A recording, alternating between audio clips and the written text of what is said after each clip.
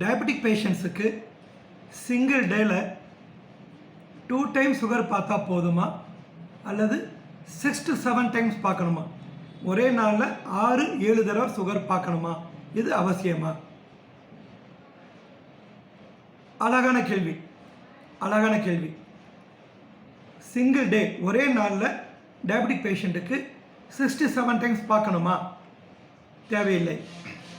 பெரும்பாலான நோயாளிகளுக்கு ஒரே நாளில் 2 சுகர் பார்த்தா போதுமானது. காலையில் சாப்பாட்டுக்கு முன் பின் 2 சுகர் பார்த்தா போதுமானது.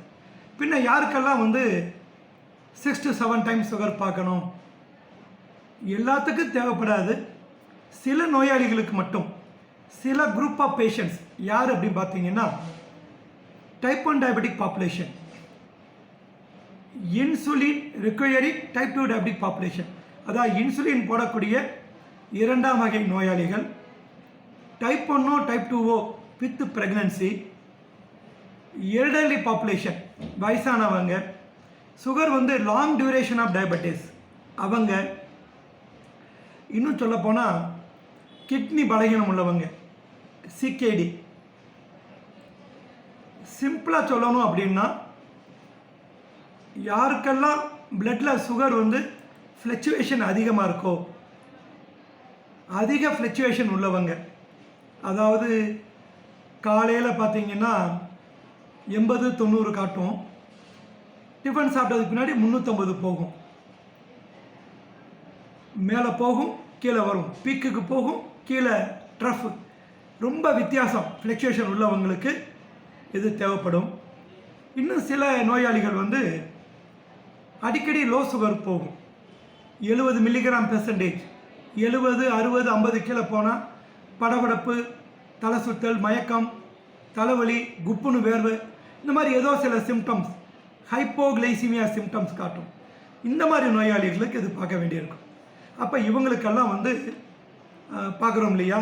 இதோடு சேர்ந்து சில பேஷண்ட்ஸுக்கு மாதம் செக்கப் பண்ணுவாங்க, வெளியே சுகர் பார்த்துட்டு வந்துடுவாங்க.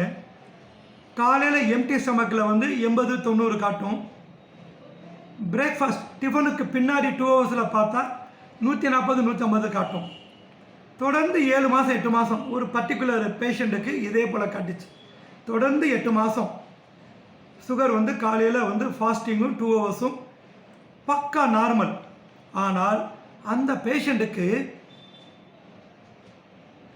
கைகால் குடைச்சல், எரிச்சல், மதமதப்பு, உடம்பு சோர்வு, பலகீனம், வேலை பார்த்தா அசந்து போகுது, அடிக்கடி படுத்து தூங்கணும் போல்.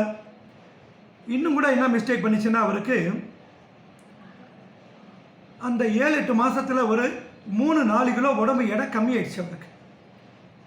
அவருக்கு என்ன ஆச்சரியம்னா, ஏன் சார் எனக்கு சுகர் எப்பயுமே மெயின்டைன் ஆகுது, ஏன் இப்படி இந்த தொந்தரவு பண்ணுது? அப்போ அவருக்கு நான் சொன்னேன், நீங்கள் எவாலுவேட் பண்ணுவோம், உடம்பு நல்லா தான் இருக்குது, ஆனால் இந்த அசதி கொடுக்குது, பலகீனம் கொடுக்குது அப்படின்னா நீங்கள் சிஜிஎம் பாருங்கள். சிஜிஎம் அப்படின்னா கண்டினியூவஸ் குளுக்கோஸ் மானிட்டரிங், ஃபுல்லாக 24 ஹவர்ஸ் நம்ம சுகரை அது மானிட்டர் பண்ணும். இன்னொன்று 3 மாதம் ஆவரேஜ் HbA1c. இந்த ரெண்டுமே அவர் சார் பண வசதி எனக்கு இல்லை, இப்போ வேண்டாம், பின்னால் பார்த்துக்கிறேன், அப்போ என்ன பார்க்கலாம் அப்படின்னாரு.